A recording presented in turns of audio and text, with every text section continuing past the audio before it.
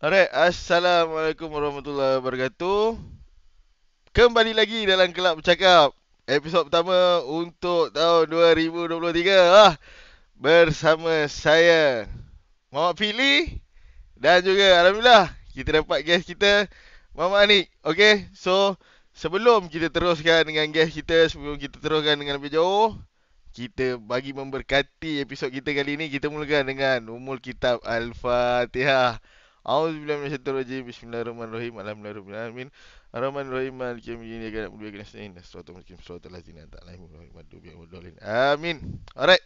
So, Assalamualaikum. Apa khabar semua? Harap semuanya berada dalam keadaan yang sihat. Okay? Kita mulakan tahun baru ni dengan menyelami makna Al-Quran ataupun bertadabbur Ma- Al-Quran. Wow. Masya Masya Allah. Allah. Masya Allah.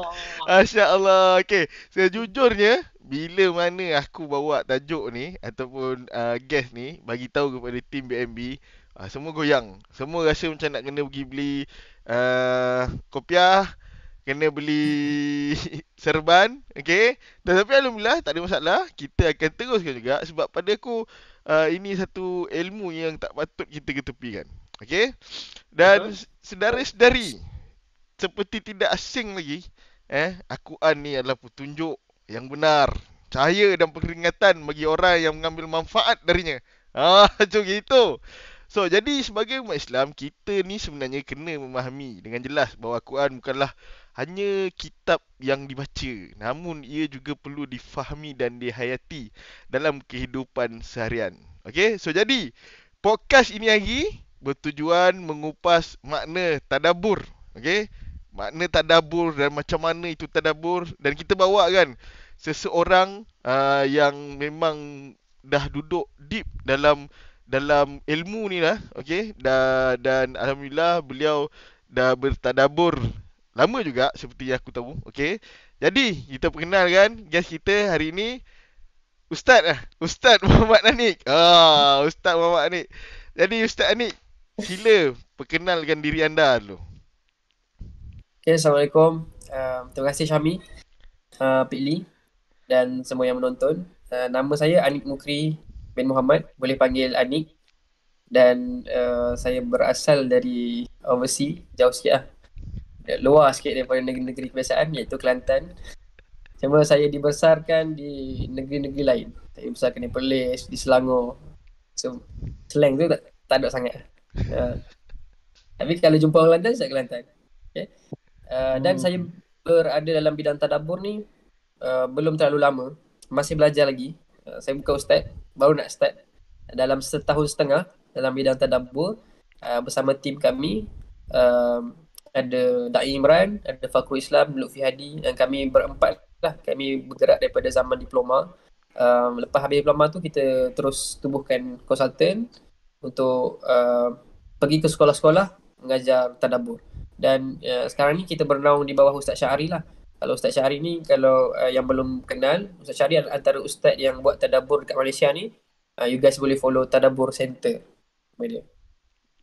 Tadabbur Center tu IG, nama IG ke macam mana? Nama IG, nama YouTube, Okey. nama media Oh, sosial, semua semua platform. sama. Semua sama. Dan Alright. kami punya media sosial, itu saya sendirilah. Kami berempat yang anak muda ni. Ustaz Okey. Syahri ni kadang-kadang audience dia yang bukan tua lah, otai-otai. Otak. Yang kami golongan muda ni santai sikit, boleh follow Mubina Academy. Mubeena Academy. Mubina. Akademi Mubina bahasa Inggeris. Academy. Mubina Academy. Bahasa Inggeris. Okey. Baik, Mubina Academy So, nanti kita letak dekat description. Baik, mantap. So, uh, kita nak terus tak? Sebab tadi kata ada agenda Yahudi, maksudnya bahaya benda ni. So kita nak terus. baik. Saya nak terus tanya Maksudnya okey. Macam Anik kata tadi kita mungkin tak asing dengan perkataan tadabbur tapi jarang pakai. So dekat sini apa maksud tadabbur tu? Baik. Okay. Perkataan tadabbur dia berasal daripada perkataan bahasa Arab lah kan. Bahasa Arab daripada perkataan dabbaro. Dabbaro ni maksud belakang. Belakang. Belakang. Kenapa belakang? Sebab kadang-kadang benda yang di belakang ni kita tak nampak, tapi sebenarnya dia penting. Okay, sebagai contoh Contoh kita nak buat satu program ataupun kita nak buat satu uh, makan-makan, majlis makan-makan kan, majlis Okey. makan-makan. Okay. Mhm. Orang yang floor manager, kita katakan floor manager, orang yang buat event tu kadang-kadang kita tak nampak. Kita tak nampak dia yang handle, dia yang cari sponsor, dia yang cari orang ni. Tapi sebenarnya dia paling penting untuk Okey. menjayakan program tu jadi atau tidak. Untuk menjayakan contoh konsert tu berjaya atau tidak. Kalau Okey. contoh konsert, artis tu penting, tapi kalau tak ada floor manager yang handle A to Z, confirm tak jadi. Confirm berterabur, orang masuk ikut pintu sini, so dia akan cacah merebah kan. Betul? Itu masuk tadabbur yang senang kita faham as a masyarakat umum. Okay, so kalau perkataan lain yang kita boleh terjemahkan, tadabbur ni dia maksud proses untuk kita sampai ke hujung. Proses untuk kita sampai ke tujuan. Contoh, kita baca Al-Quran, kita panggil tadarus. Al-Quran kita baca kan, Bismillahirrahmanirrahim, Alhamdulillahirrabbilalamin, kita baca Al-Fatihah kan. Betul? Lepas kita baca, lepas kita tadarus, kita faham terjemahan dia ataupun tafsir kita panggil. Tafsir tu lebih mendalam lah daripada terjemahan kan. Contoh Bismillahirrahmanirrahim, maksud dia dengan nama Allah yang Maha Murah lagi Maha Mengasihani. Itu terjemahan. Okey. Dan maka tadabbur ni adalah kita mencari makna di sebalik ayat tersebut. Kenapa Allah mulakan Al-Quran dengan perkataan Bismillahirrahmanirrahim. Itu maksud tadabbur. Maksudnya kenapa Allah mulakan dengan surah Al-Fatihah di depan, surah An-Nas di belakang. Kenapa Allah berkata begini bukan begini. So dalam Al-Quran ada surah Muhammad ayat ke-24 ada disebut perkataan tadabbur ni. A'udzubillahi minasyaitonirrajim. Kalau saya boleh baca sikit. Okey. Afala yatadabbaruna al-Quran am ala qulubin aqfaluha. Maksudnya, maka tidakkah mereka mentadabbur atau menghayati Al-Quran atau hati mereka sudah terkunci? Okey. Kenapa Allah kaitkan tadabbur ni dengan hati yang terkunci? Sebab apa? Okey, bayangkan kita balik rumah. Okey. Contoh Syami balik rumah daripada kerja kan. Tapi Syami kerja kat rumah. Pok Li Pilih lah, pilih. Pilih. Pilih kerja. Dah habis office hour dia balik rumah. Okay, balik rumah. Pintu kunci. So, kita nak balik rumah, kita bawa kunci nak buka pintu, tak boleh. Rupanya pilih terambil kunci member kan. Tak boleh nak masuk rumah. Bisham. Marahlah Sudah, tak boleh nak masuk. So boleh masuk, tak boleh kan? Sampai Tak sudah boleh. tak boleh nak masuk. Betul. Kunci salah. Tapi Allah gambarkan dalam ayat yang surah Muhammad, ayat yang ke-24 ni, kunci pun tak ada. So lagi problem. Memang nak try pun tak boleh. Maka apa yang kita boleh belajar, apa yang boleh tadabbur daripada ayat ni, Quran adalah sumber kebaikan. Tapi Quran susah nak masuk dalam hati kalau kita tak usaha untuk sampai. Maksudnya kita tak ada kunci tu. Kunci tu adalah usaha. Usaha untuk kita mentadabbur. Allah tak tanya engkau faham tak? Engkau jadi alim tak? Engkau jadi ulama tak? Allah tak tanya. Tapi Allah akan tanya engkau usaha tak nak faham? Engkau ada kesungguhan tak nak faham? Tapi bila kita ada kesungguhan tapi kita tak faham juga, kita dah terlepas. Tapi menjawab kepada persoalan apa itu tadabbur adalah bukan terlalu rumit. Maksudnya tadabbur apa ni susahnya, bukan. Tapi tadabbur senang kita nak faham adalah sebenarnya apa Allah nak cakap dengan turunnya ayat ni. Sebenarnya apa ayat ni boleh bagi kesan kat aku. Macam tu. Itu sesimpel-simpel tadabbur. Baik, bang. Menarik. Maksudnya usaha tu lah. Apa pilih? Maksudnya bukan kita takat membaca saja. Selain baca kita kena faham lah, memahami. Betul. Proses So, kita kalau memahami. macam tu, saya tanya, okey, kalau macam tu, tadabbur maksudnya dengan memahami isi Quran, betul tak? Betul. Betul, okey. Kalau macam tu apa perbezaan dengan tafakur? Berbezaan dengan tafakur. Ya. Okey.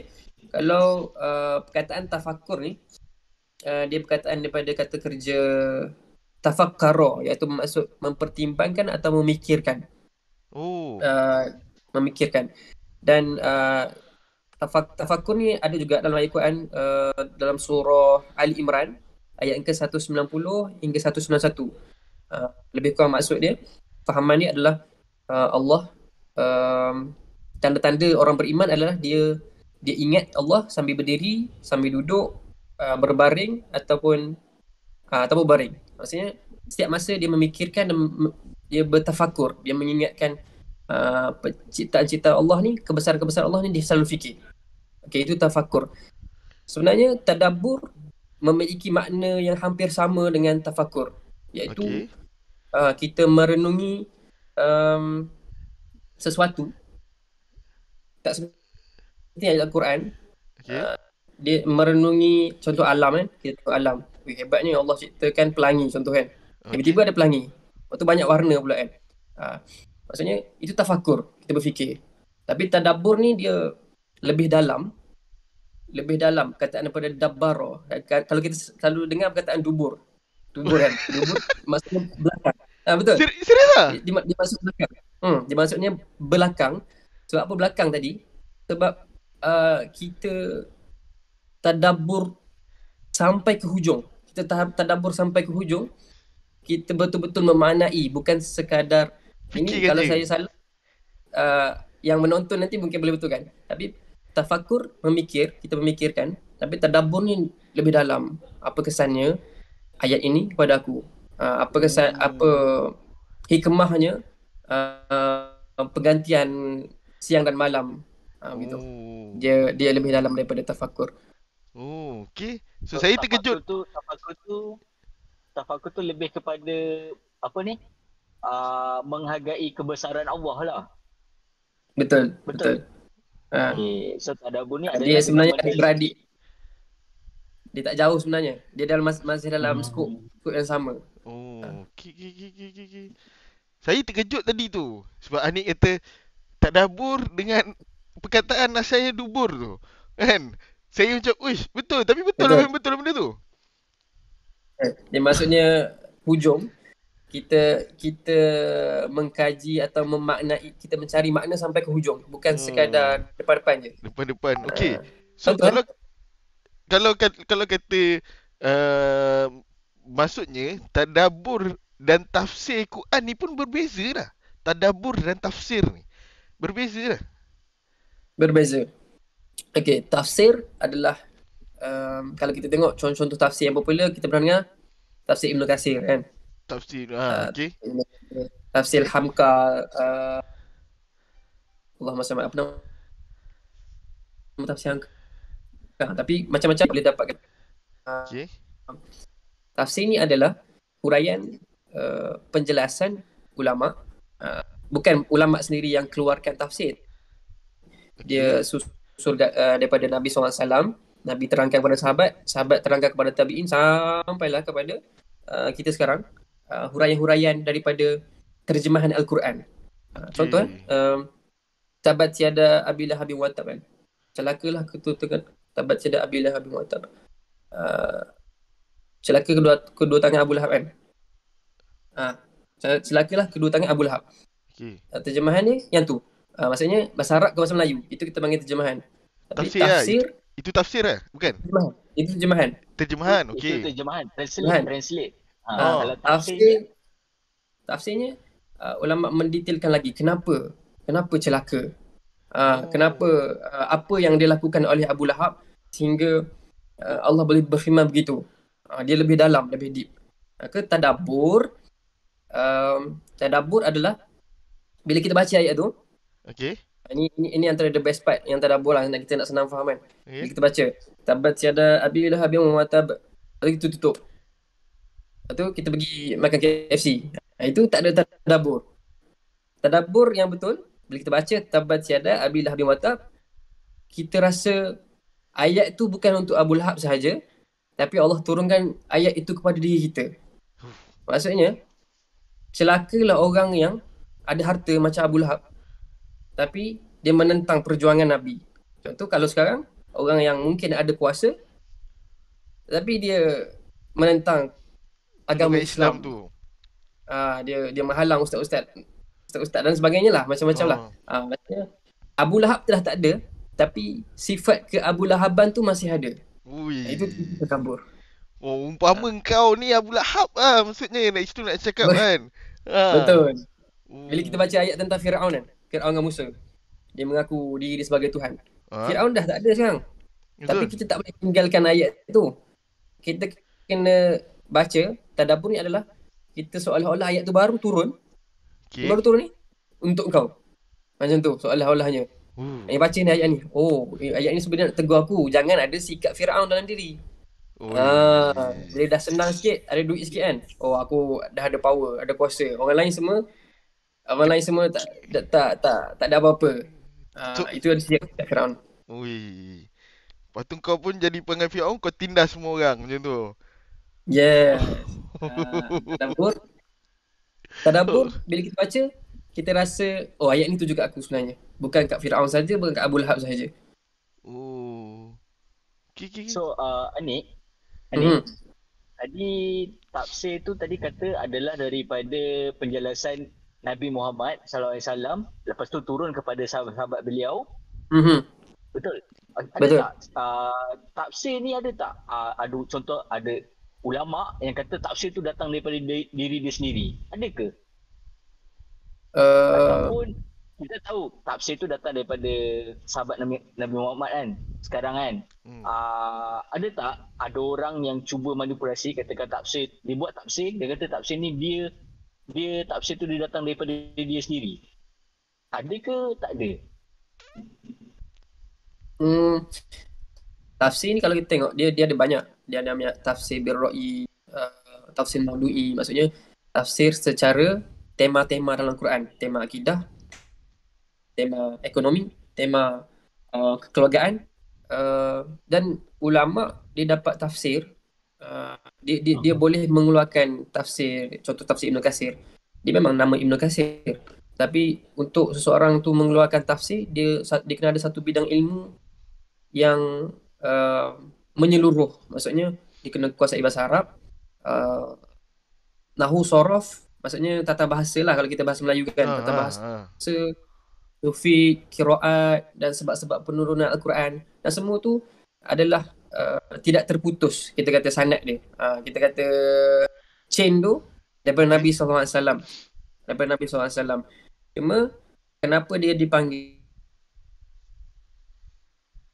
Katsir ni? Sebab Ibn Katsir yang mengkaji dan mengumpulkan, dan Allah memberikan ilham.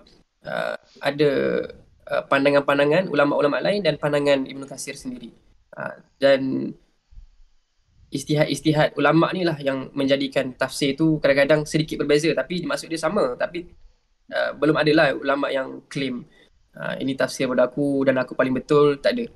Cuma tafsir ni untuk memudahkan kita faham, apa maksud yang tersirat daripada kalimah-kalimah ataupun terjemahan saja.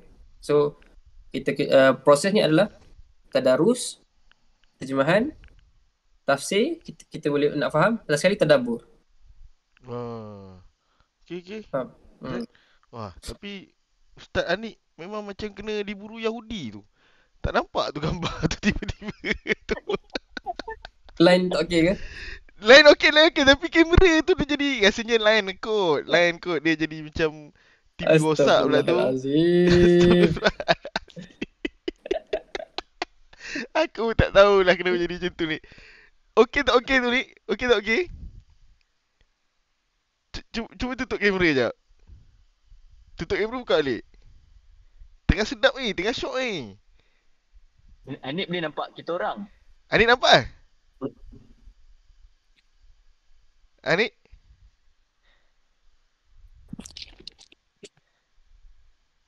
Okey ngam. Okey ke? Ada ke? Ada. Okey ngam. Okey cantik. Okey. Astagfirullah. Okey, so Anik, line tak kan. Okey, teruskan. Okey, so macam contoh kata tadi kan. Maksudnya tadabbur ni macam tu kita baca, kita rasa ayat ni untuk kita. Maksudnya, adakah tadabbur ni sebenarnya kita boleh fikir sendiri ataupun kita kena gak tadabbur tu kita kena gak ada ustaznya, panduannya, gurunya, ataupun kita boleh macam baca ni tu macam oh ni aku rasa macam ni untuk aku lah. Ke macam ni? Cantik. Soalan yang bagus. Okay. Apabila kita para asatizah macam kita bagi tahu tadabbur ni sebenarnya semudah apa sebenarnya ayat ni nak cakap dekat aku. Maksudnya apa ayat ni berkisah dekat aku kan. Kita berkata begitu sebab nak menarik orang ramai supaya rasa tak jauh dengan Quran. Tapi bila kita dah ada niat, kita dah rasa macam seronok ni nak baca ayat ni. Rupanya ayat Quran ni bukan semata-mata mengaji saja. Tapi dia ada cerita pasal diri aku yang boleh aku apply kan. Itu bila kita faham. Bila kita faham, kita tadabbur baru kita rasa seronok. Dan bila kita rasa seronok tu, kita dah masuk dalam kita dah kenal tadabbur, kita dah masuk dalam fasa untuk memahami dan kita perlu cari ustaz sebenarnya. Kita perlu cari ustaz yang betul boleh guide kita ataupun kita cari buku ataupun sekarang boleh tengok online saja. Dan antara suggestion ustaz yang boleh you guys tengok Ustaz Syahari lah. Ustaz Syahari guru kami sendiri. Dia merupakan antara tenaga pengajar utama di Tadabbur Center, Ustaz Syahari Abdul Rahman.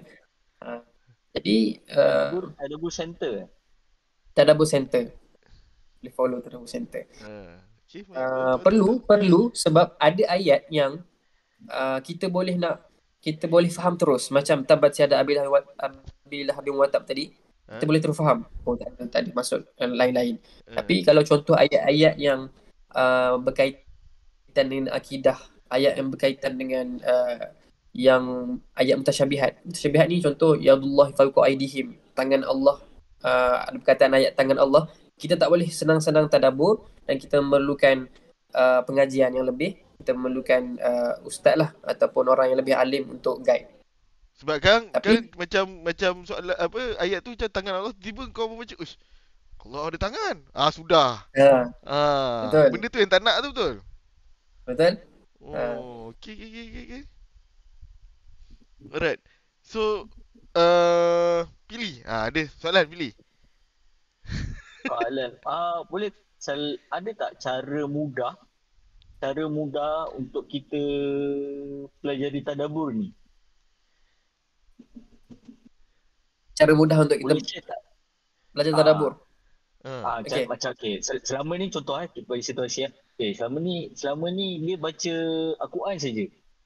Kan? Dia baca tanpa dia fahami makna. Tapi mungkin nanti ada yang dia tengok podcast ni, so dia nak mula start. Aku nak bertadabbur dah. Tapi dia nak cara paling mudah dia boleh start dengan apa? Boleh share tak? Boleh.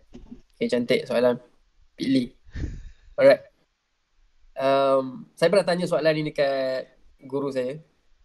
Saya tanya dia, Ustaz, buku apa saya nak baca untuk saya boleh tadabbur? Itu Ustaz dia sekejap kena nak marah ke apa kan?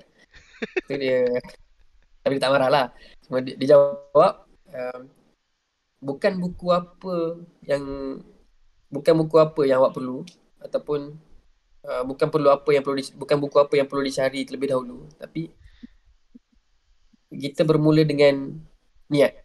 Adakah hati itu betul-betul nak faham Al-Quran, betul-betul nak rasa apa sebenarnya Allah nak sampaikan, apa sebenarnya tujuan hidup ni, kan? Sebab orang kata Quran adalah kitab petunjuk. Apa sebenarnya petunjuk alam ni? Kenapa orang lain boleh faham, aku tak faham? Itu first step yang kita kena ada. Kita kena ada that mindset, kita panggil mindset untuk mempersoalkan. Sebab Allah memang galakkan dan suka hamba dia. Afala yatafakkarun, afala yatadhakkarun. Kenapa kamu tak berfikir ke? Allah nak menggalakkan kita berfikir.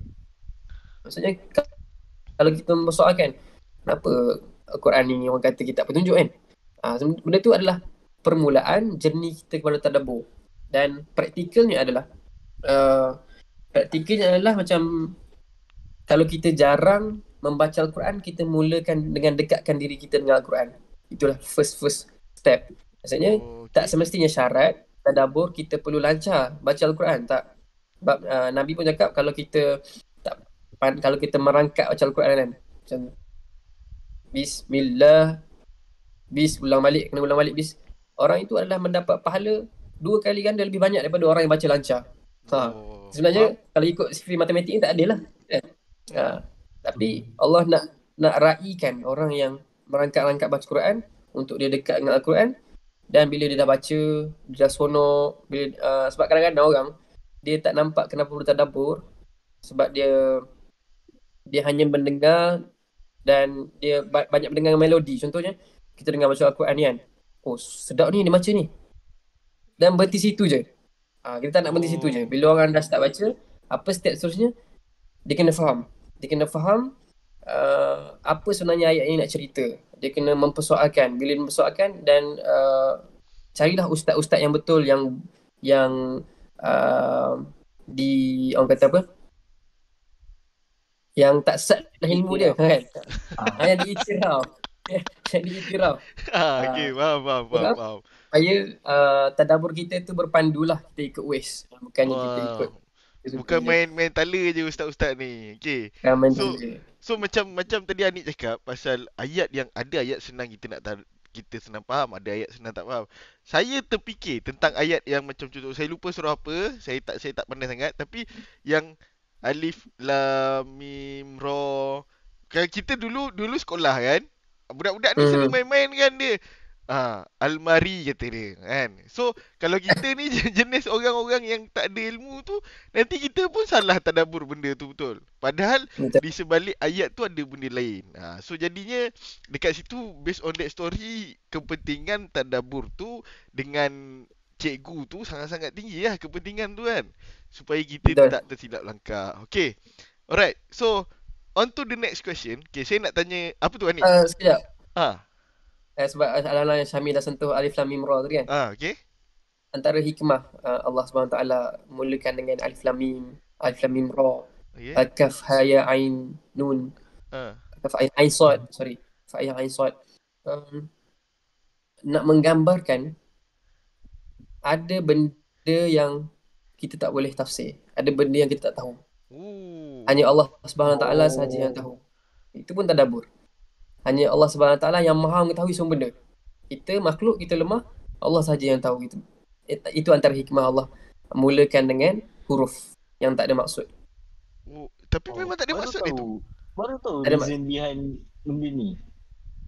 Antara pandangan ulama' juga, dia maksudnya ada pandangan ulama' kata panggilan kepada Nabi SAW, Yasin, Toha, panggilan kepada Nabi Muhammad.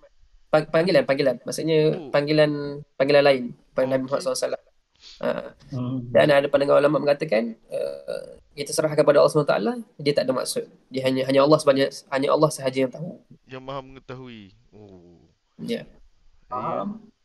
Maksudnya Yasin pun betul lah, Yasin tak ada maksud juga. Yasin lah. Maksud dia bukan perkataan macam yakulu makan, tak ada macam tu.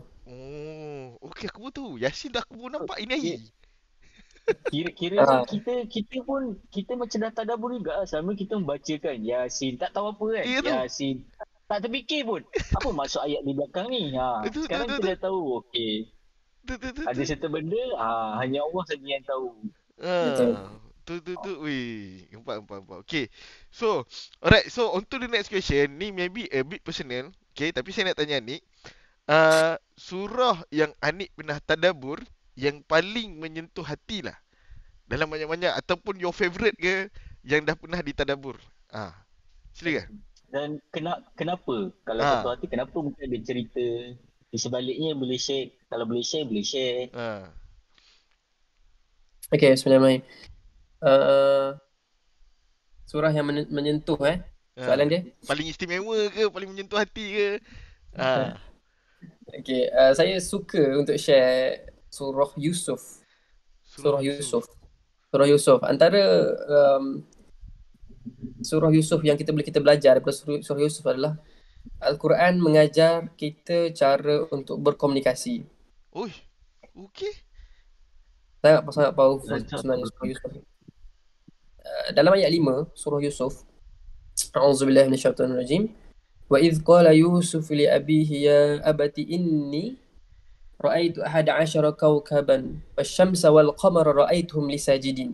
Sadaqallahul azim. Kita mungkin ada yang pernah dengar ayat ni kan. Mungkin ada selalu dengar. Ayat ni adalah tentang Nabi Yusuf alaihissalam. Dia cerita dekat ayah dia, ya abati, wahai ayah kesayangku, semalam aku ada mimpi. Bintang sujud, 11 bintang sujud padaku. Jadi apa pengajaran yang kita dapat dari ayat ni adalah satu, yang pertama, seorang anak kecil mungkin bayar tahun sekolah rendah ataupun bawah lagi pada tu, dia boleh menceritakan mimpi dia kepada seorang ayah.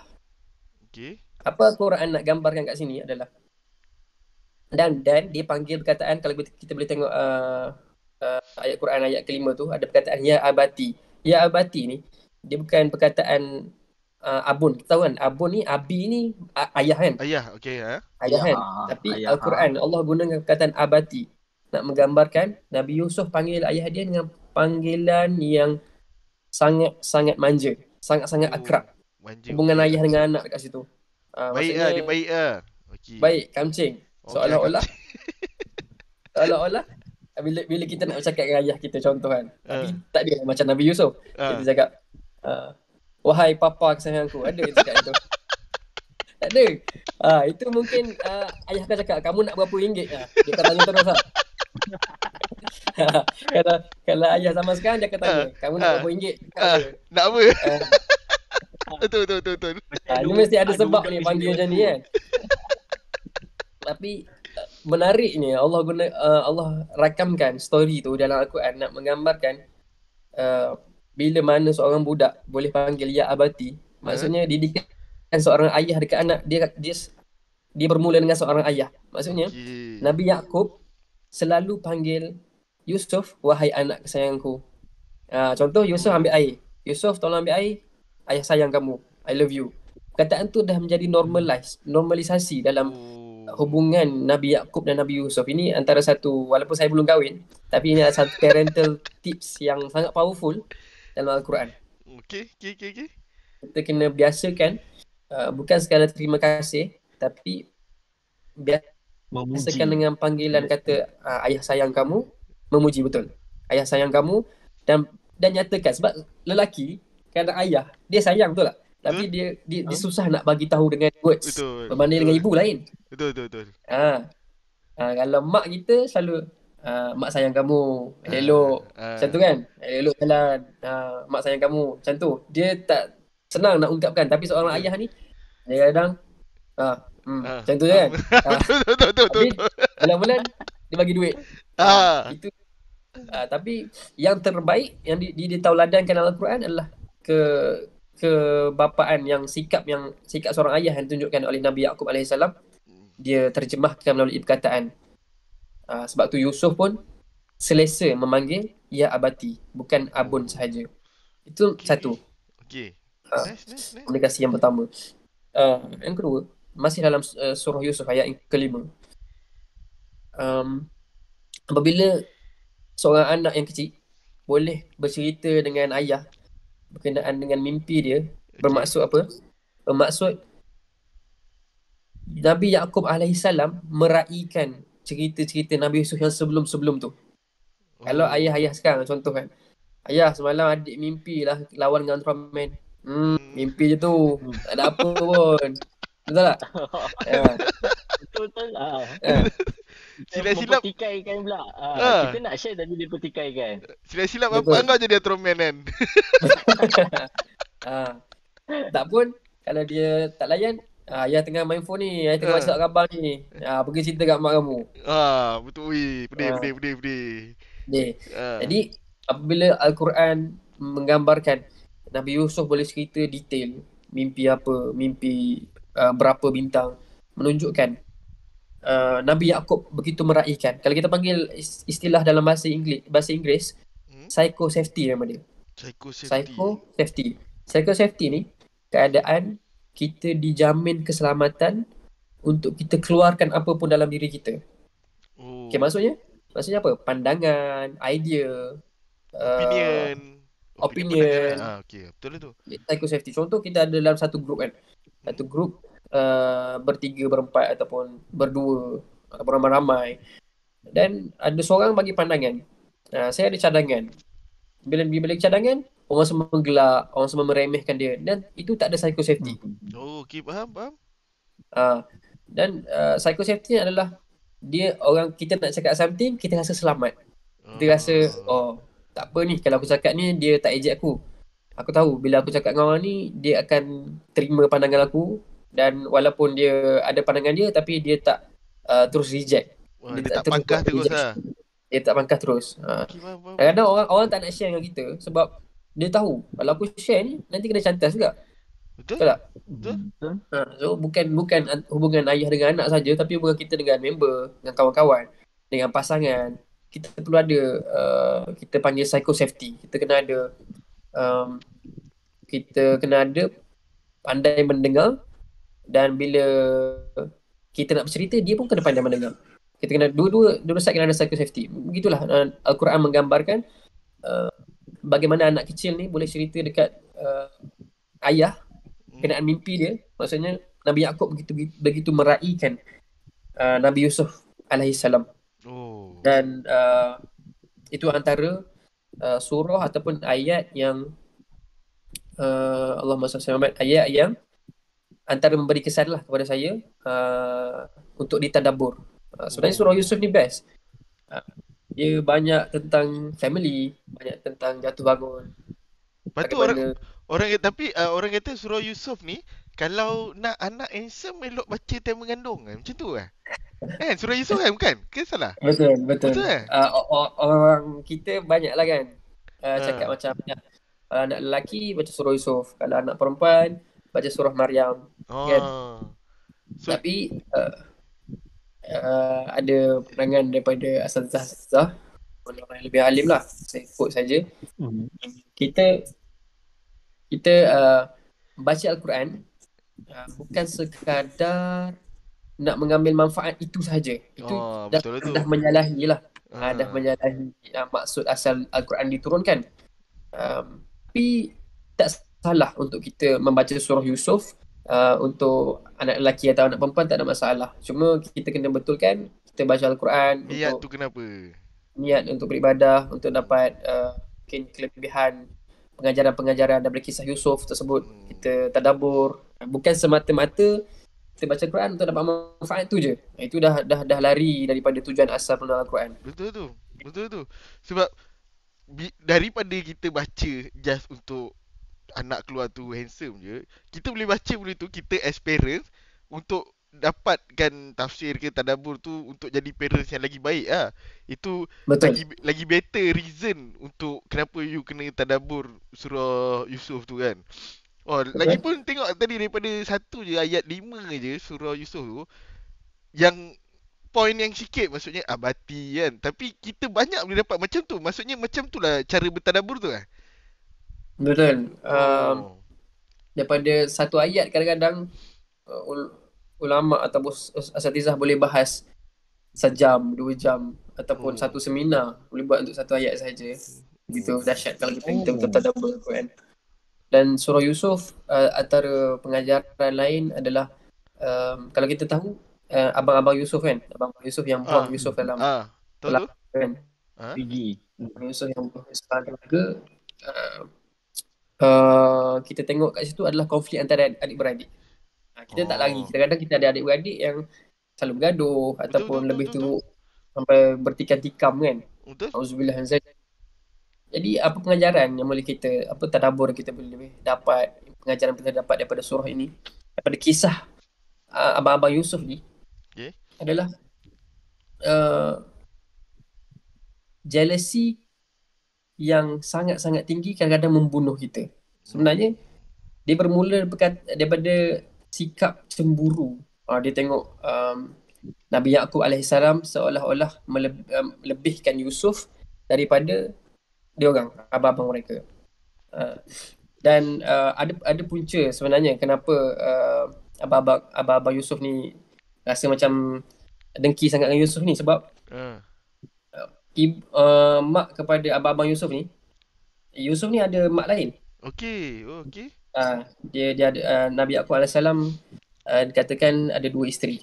Okey. Dan isteri pertama dikahwin dikurniakan abang-abang Yusof. Isteri kedua lahirlah Yusuf dan Bunyamin, adik baginda Nabi Yusuf alaihissalam. Dan dikatakan ibu yang pertama ni yang menghasut anak-anak supaya membenci Yusuf. Sebab dia orang tua, dia ada ego dia dan dia fikir anak-anak akulah yang akan jadi nabi, yang akan jadi rasul. Tiba-tiba tak ada seorang pun yang jadi nabi, tiba-tiba Nabi Yusuf alaihissalam yang jadi nabi, jadi rasul. Maka kat situ ada sifat hasad. Dan bila kita baca ayat tu, kita sampai dalam ayat ceritakan tentang abang-abang Yusuf, kita jangan rasa kita ni Yusuf. Kita kena letak kita pada abang-abang Yusuf. Oh, sebab apa macam tu? Sebab untuk kita muhasabah diri. Kadang-kadang kita selalu kita rasa kita ni mangsa.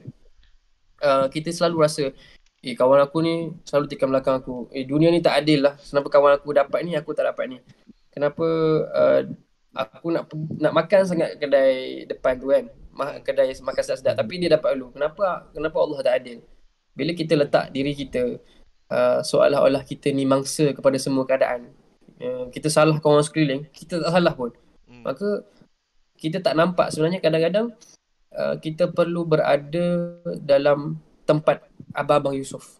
Sebab kadang-kadang kita ada sikap yang iri hati, sikap yang tidak bersyukur, sikap yang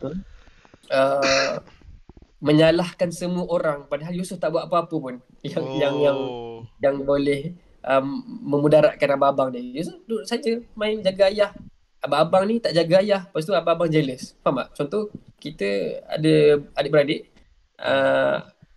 contoh Along yang jaga ayah. Of course lah, ayah akan sayang lebih kat Along, betul? Betul. Tanah dapat kat Along lah kira. Tanah dapat kat Along lah. Tanah dapat kat Along. Sebab dia yang mandikan ayah, suap ayah kan. Tiba-tiba Angah ni main game kan, main Mobile Legend. Lepas tu main FIFA. Tiba-tiba dia persoalkan, kenapa Along dapat tanah, Angah tak dapat? Tak logik kan. Tak logik lah. Sebab tu kadang-kadang kita kena letakkan diri kita dalam other side of coin. Kita tak boleh selalu rasa kita betul.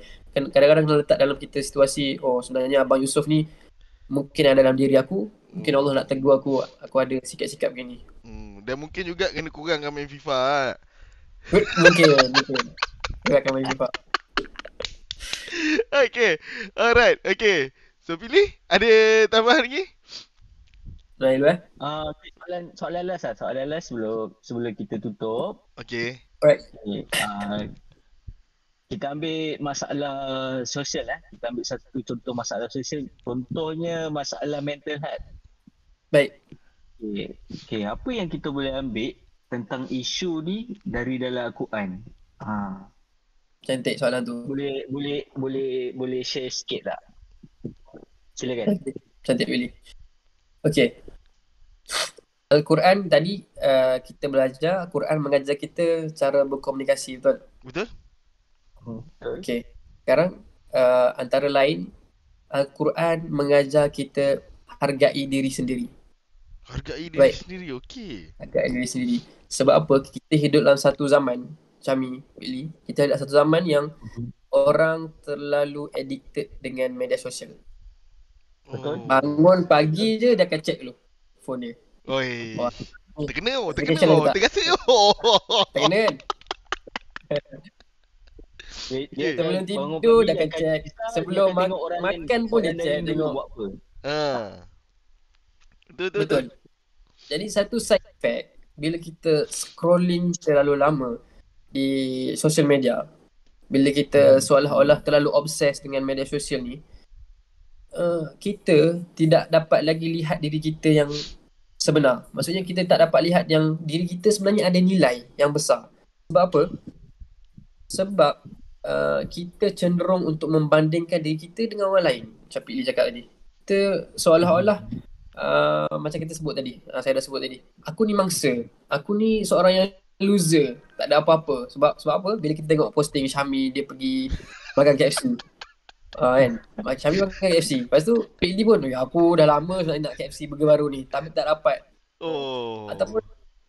Ataupun kita tengok TikTok kawan kita, dia ni jumpa dengan orang yang selama ni aku nak sangat jumpa. Contoh dia jumpa dengan Noah Ibrahim kan. Aku nak sangat jumpa tapi aku tak dapat. Ataupun Pik Lee dia post selfie depan Disneyland kat Singapura tu. Disneyland ke apa? Ya kot. Apa nama? Aku lupa. Apa Lupa lah. Tak apalah. Dia post selfie tu. Syami pula tengok, aku dah lama nak pergi Singapura. Pik Lee dapat dulu, tak boleh jadi ni. Dia merasakan seolah-olah dia tak bernilai, dia seorang yang loser, dia tak ada apa-apa. Kawan-kawan dia je yang achieve something. Dia seolah-olah tak achieve something dalam hidup ni. Sedangkan Al-Quran bagi tahu kita dalam surah Al-Insan, anda seorang yang besar nilainya di sisi Allah Subhanahu Wa Taala. Maksudnya seandainya satu pekerjaan tu tak ada orang iktiraf pun. Contoh kita buat amal kebajikan, kita buat gotong royong kan, ataupun kita buat kerja, bos tak pandang pun kita. Seorang pun tak pandang kita, tapi kita buat tu benda betul. Contoh apa lagi? Macam kita orang buat mengajar Al-Quran kan, pergi konsultan, pergi sekolah, tapi tak ada orang yang hargai. Tapi ketahuilah, bila kita lakukan ikhlas, Allah kata dalam surah Al-Insan, inna hadha kana lakum jazaan wa kana sa'yukum mashkura. Inilah balasan untukmu dan segala usahamu diterima dan diakui oleh Allah. Maksudnya Allah mengajar kita, Allah menerima sekecil-kecil perkara, sekecil-kecil usaha yang kita buat, Allah iktiraf. Walaupun manusia lain tak iktiraf, Allah nak ajar cari pengiktirafan Allah sahaja. Sebab apa? Bila berkaitan dengan mental health ni, kita terlalu mencari pengiktirafan manusia sebenarnya. Kita terlalu mencari validation manusia. Orang nak berlumba-lumba nak dapatkan validation pada manusia. Sebab tu bila dia buat TikTok, contoh TikTok bagus, tapi ada yang salah guna. Contoh dia gelek kan, menari yang terlalu menggairahkan, yang membuka aurat dan sebagainya. Sebab apa? Dia rasa, bila aku dapat menari ni, dapat banyak like, dapat banyak komen, aku rasa aku ni bagus. Aku rasa aku bernilai sebenarnya di mata masyarakat. Dan sebenarnya itu cara faham yang salah. Sebab apa? Selagi kita buat pekerjaan yang ada manfaat dan tak dapat pengiktirafan manusia, tapi sebenarnya kita mendapat pengiktirafan daripada Allah SWT. Itu yang paling penting. Jadi jangan kita terlalu lama dalam media sosial. Kadang-kadang kita perlu berehat. Kadang-kadang kita perlu menjadi seperti Ashabul Kahfi yang tidur. Maksudnya dia mengasingkan diri dia dengan dunia luar. Bukan sekadar tidur yang biasa, tapi dia seolah-olah kata healing lah istilah sekarang. Healing. Healing. So hilang gone terus. Maksudnya kita take time off daripada social media tu, pergi healing lah. Betul. Lupakan kejap. Okey, faham. Juga untuk surah Al-Kahfi, kenapa pemuda ni beratus-ratus tahun ditidurkan, dan hasil dia apa? Hasil dia Allah bagi kejayaan dekat dia. Kejayaan ni adalah selamat daripada raja yang zalim, selamat daripada dibunuh, dan selamat daripada akidah dia terpesong. Nak menggambarkan orang yang betul-betul nak selamatkan diri dia, Allah akan bantu. Orang yang betul-betul dia ada usaha untuk mengasingkan diri dia, contoh dia tahu dia stres, dia ada mental health, dan dia ada usaha, Allah akan bantu untuk keluarkan dia daripada mental health tersebut. Tapi kita kena usaha juga untuk tidak terlalu deep sangat dalam media sosial. Jangan terlalu lama. Kita perlu take time off, kita relax sekejap, tengok alam, kita tadabbur alam, pergi healing dekat pantai dan sebagainya, untuk kita releasekan kita punya mind. Betul. So maksudnya kita okey lah Billy, pasal kita tak tengok like sangat, betul. Kita letak je. Kita tak beli tanggapan orang lain. Betul. Betul. Kita tak boleh apa. Yang penting apa kita buat, kita harap seseorang akan dapat sesuatu lah. Betul, betul, betul. Ah, Okay, kita maksudnya mungkin kita dia okey tengok lah. ni, dia akan berubah ke, dia Betul, mungkin betul, betul, akan betul, betul. dapat something yang positif lah. Betul, betul, betul. Cantik. So, ini nasihat untuk you guys juga yang tengok ni. Maksudnya, jangan dwell ataupun deep dive dalam sangat on macam mana nak jadi influencer, macam mana nak jadi orang yang famous kan. So, ada benda lain lagi yang korang boleh buat yang pada aku bermanfaat lah. So, uh, itulah guys, jangan ambil sangat validation seseorang ni. Okay, so korang kena pergi tadabbur, cari Ustaz Syahri dekat Tadabur Center. Kalau kata nak yang santai sikit boleh cari Ustaz Anik lah. Tapi kat dalam ni korang tak nampak tapi Ustaz Anik dah ada cincin Tak boleh tak boleh tackle Ustaz Anik dah kena lock Okay. Okay. So aku rasa mantap lah. Tajuk ini hari ni sangat-sangat mantap lah. Walaupun kita baru dengar secara general je macam mana tadabbur tu kan. Tapi sangat-sangat bagus lah. And pada aku everyone should try untuk tadabbur. And aku alhamdulillah aku macam Anik okay, so kawan maksudnya office mate, and ada juga office mate yang lain ustazah. Ustazah ni dia suka tadabbur Quran juga, so selalu disampaikan. So aku dah ada pendedahan sikit, dan bagi aku siapa yang suka mendengar cerita tafsir, cerita Quran, sejarah macam ni semua, korang patut try lah tadabbur. Very good, very good. And cuba untuk buka minda. Alright. So uh, uh, bila Quran difahami dan dihayati macam ni kan, InsyaAllah kita sebagai umat Islam, iman kita akan meningkat, sekaligus membawa kepada kecemerlangan dunia dan akhirat. Dan itu yang kita harapkan, bukan hanya dunia saja atau akhirat saja. Dan insyaAllah masing-masing jagalah iman. Okay, so uh, I think that's all untuk episod kali ni. Thank you. Terima kasih sangat-sangat Ustaz Anik, Ustaz Pilih. Ustaz Pilih bukan? Ustaz Billy, Ustaz Billy. Bukan Ustaz. InsyaAllah. Hari ni Ustaz Billy. Thank you Pilih untuk malam ni. Thank you Ustaz Anik, dan insyaAllah kita akan try lagi bawa banyak lagi tentang benda ni. Mungkin hari lain kita try bawa satu tema saja atau macam mana. Tapi apa-apa pun, thank you semua. Yang lain yang tengok ni, jangan lupa subscribe, follow channel apa benda korang boleh tekan, korang tekan. Okay, so jaga diri, jaga hati. InsyaAllah kita jumpa lagi. Assalamualaikum warahmatullahi wabarakatuh. Bye bye.